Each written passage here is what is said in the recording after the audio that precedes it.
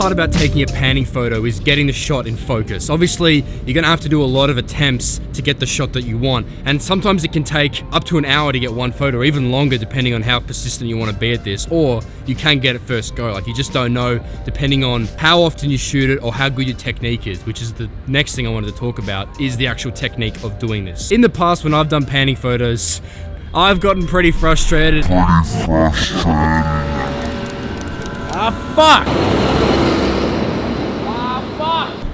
It's fucked. You can simplify it by doing a couple of things. So, first thing to look out for when you're doing a panning photo is that you want to make sure that you're moving your camera at the same speed as your subject, right? So, if you're shooting like a fighter jet, you want to be moving your camera pretty fucking fast to keep up with the plane, right? But in this instance, because we're shooting a train, we don't have to shoot that fast. We can move pretty slowly as the train doesn't actually go that fast because it's stopping into the station. But, easier said than done, so they're still taking photos at the moment, but we'll give it a couple more tries before we call it quits.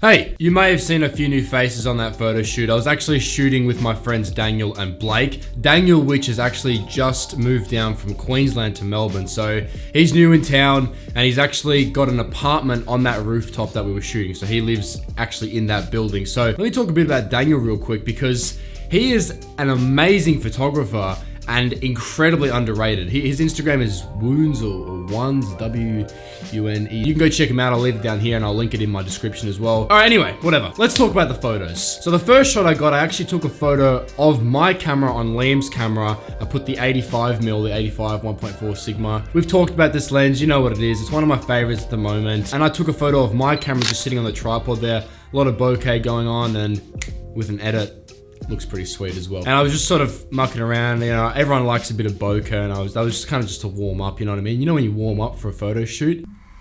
No? Just me?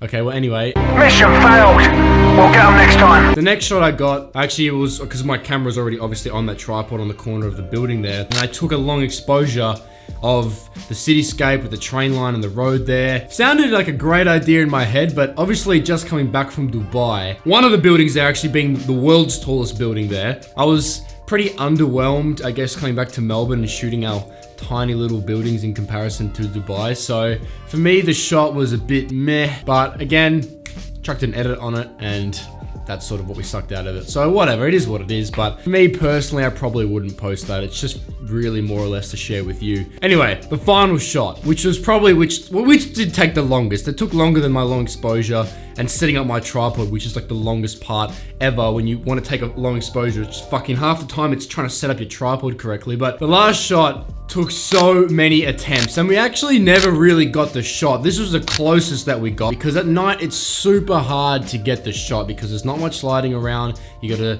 slow your exposure right down, and you don't want to shoot too high ISO because then you get all the noise in the photo and shit. Daniel actually came back the next day because obviously he lives in the building. So he just, at sunrise, he woke up, went to the top of his building and took this photo right here. And I'm actually really proud of him because that is commitment right there. Who the fuck goes back to his spot after failing and tries again until he got the shot. So, good on you, mate. Well done. Round of applause. You get a fucking gold star. Some shit, I don't know. Who gives a f. I've made a video in the past about doing this kind of technique as well, and yeah, I still haven't learned anything from it. I mean, all I've learned from panning is that it's a complete bitch to do, and every time I do it, I always get frustrated and I want to throw my camera at a wall. But anyway, the photo turned out sick, and that's all that matters. Also, before I go, I just wanted to let you know that all of the photos that you saw earlier were edited with my preset pack. So in the pack, you'll find 20 different presets that work for Adobe Lightroom, and also a tutorial for each one of the presets explaining how to install them and how to use them. For anything that goes wrong or anything that you want to know about the presets, I've included those tutorials